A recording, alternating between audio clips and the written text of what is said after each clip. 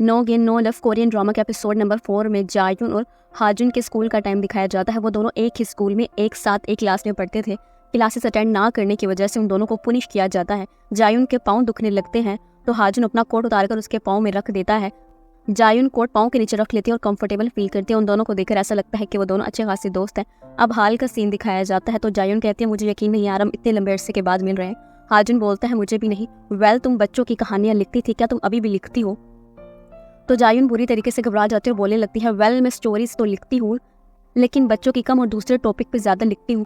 तो हाजुन पूछता है किस टाइप की स्टोरीज लिखती हूँ? तो जायुन घबराते हुए बोलती है मैं ऐसी कहानियां लिखती हूँ जो दो दिलों को एक बना दे, जिसको पढ़कर लोगों का दिल धड़क उठे। तुम समझ रहे हो ना, मैं थोड़ी अडल्ट टाइप की लव स्टोरीज लिखती हूँ। तो हाजुन को लगता है जायुन लव स्टोरीज की बात कर रही है। तो हाजुन कहता है तुम काफ़ी अच्छा काम कर रही हो। उसी पल हाजुन को अपने बॉस का फ़ोन आता है जिसका नाम उसने अपने मोबाइल में फ़क के नाम से सेव किया होता है। मैसेज पढ़कर हाजुन बोलते हैं मेरे बॉस ने मुझे मैसेज किया, मुझे जल्दी जाना होगा, और जायुन को गुड बाय बोलकर वहाँ से जाने लगता है। तो जायुन को बुरा लगता है। हाजुन पलट कर जायुन के पास आता है और अपना कार्ड देता है और बोलता है हम दोबारा फिर कभी ज़रूर मिलेंगे, गुड बाय। जायुन हाजुन का कॉन्टैक्ट नंबर पाने पर बहुत ज़्यादा खुश होती है। पर अब होटल का सीन दिखाया जाता है जहाँ पर हायुन और जीवुक रुके होते हैं और जीवुक हायुन के सर पर से पिंस निकालकर बोलता है इतनी सारी पिंस लेकर बैठी हो तो तुम्हें दर्द नहीं हो रहा था? तो हायुन बोलती है बस सारी पिंस निकल आएंगे, तुम्हें एक काम करो फ्रेश हो जाओ और जाकर शावर ले लो। तो हायुन बोलती है तुम्हारा अंदाज देखकर मुझे ऐसा लगता है जैसे पहले तुम कभी होटल में नहीं आए। तो गिम जीवुक बोलता है हाँ मैं पहले कभी होटल में नहीं आया, बस एक बार मिलिट्री सर्विसेज में आया था सिर्फ रात सोने के लिए। तो हायुन बोलती है तुम यंग हो, खूबसूरत हो, होटल क्या तुम सिर्फ सोने के लिए जाते थे? मतलब किसी और पर्पस के लिए या किसी डेट शीट के लिए नहीं जाते थे? तो किम जीवुक एक नज़र हायुन को देखकर बोलने लगता है क्या तुम मुझसे मायूस नहीं हो? मैंने तुम्हें किस नहीं की थी। तो फ्लैशबैक सीन दिखाया जाता है। हॉल का सीन दिखाया जाता है। तमाम लोग पिक्चर ले रहे होते हैं तो कैमरामैन किम जीवुक को हायुन को किस करने के लिए बोलता है। तमाम लोग क्लैपिंग करने लगते हैं। हायुन बुरी तरीके से घबरा जाती है और सब लोगों के इशारे करने पर किम जीवुक हायुन के सिर्फ चिक पर किस कर देता है। तो हायुन एकदम हंसने लगते और बोलने लगते हैं डिसअपॉइंटमेंट वो भी तुमसे नहीं, बिल्कुल भी नहीं। मेरे लिए तो शादी एक तरीके से फन ही था, तो मुझे क्यों बुरा लगेगा अगर तुमने मुझे किस नहीं किया। तो किम जीवुक एकदम हायुन के काफ़ी ज़्यादा क्लोज आ जाता है।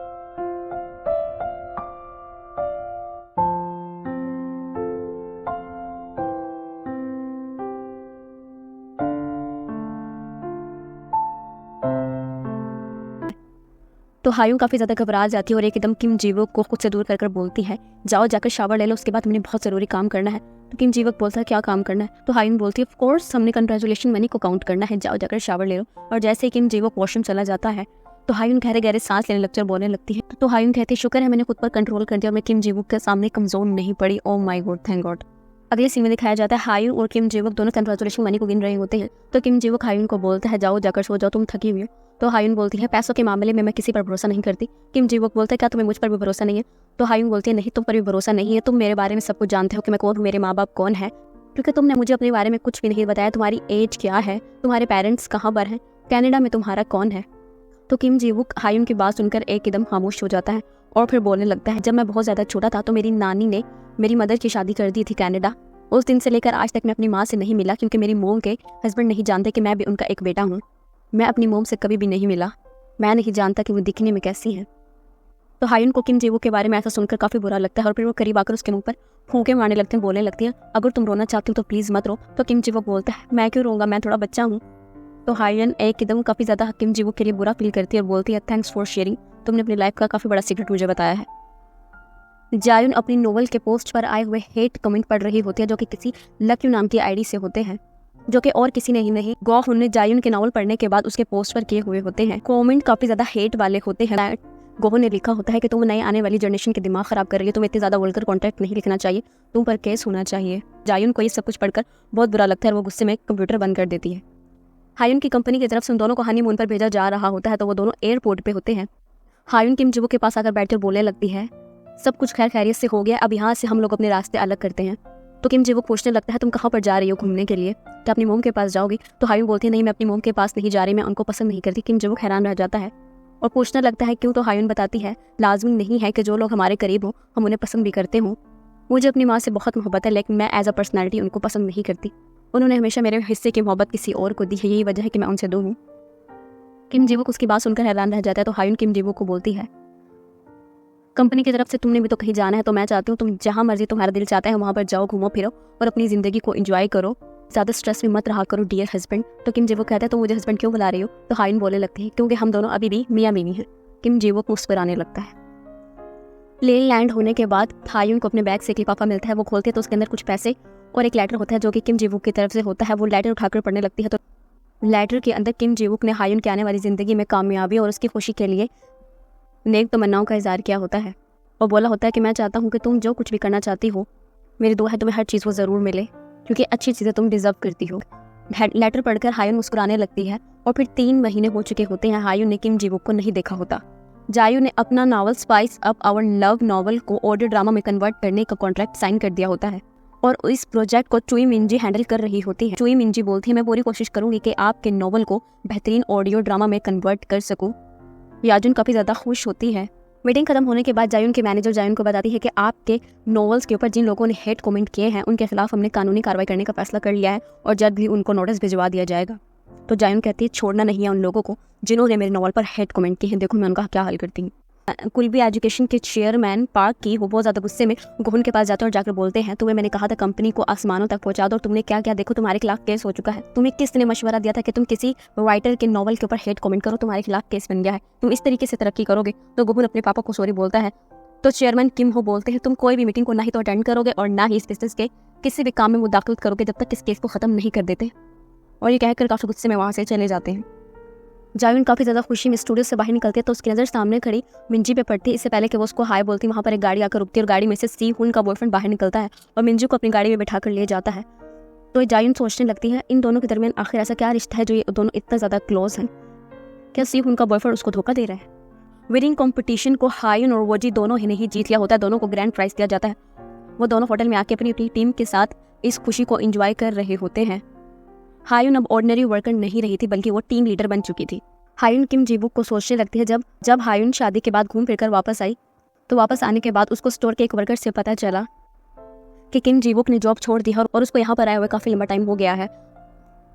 तो हायुन काफ़ी ज़्यादा घबरा जाती है और बोलने लगती है मुझे बिना बताए जॉब छोड़ दी और ना ही तो मेरा फ़ोन उठा रहा है। तो वर्कर उसको बताता है किम जीवुक सर ने आपके लिए यहाँ पर एक पार्सल भी छोड़ा है और वो पार्सल किम जीवुक ने कैट की खुराक का छोड़ा होता है और 3 महीने से उस बिल्ली की हिफाजत हायुन कर रही होती है। उस बिल्ली ने हायुन को बहुत ज़्यादा तंग किया होता है, उसका हायुन का काफ़ी नुकसान करती है, हायुन के बर्तन तोड़ देती है। हायुन इवन उसको वॉशरूम तक साफ करती है और जो कपड़े गंदे हो चुके होते हैं उसको वॉश करती है।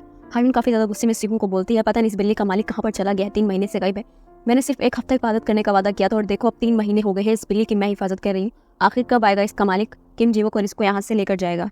उसने तो अपना नंबर तक चेंज कर लिया था कि मैं उससे कांटेक्ट ना कर सकूं, गुम ही हो गया ये लड़का। तो गोहुन अपने ऊपर बनी हुई कंप्लेन की वजह से पुलिस ऑफिसर्स के सामने होता है और अपने बाप के बहुत ज़्यादा इसरार करने पर पुलिस स्टेशन में पुलिस के सामने माफ़ी मांगता है कि वो आइंदा के बाद किसी के भी पोस्ट पर इतने ज़्यादा हेट कमेंट नहीं करेगा।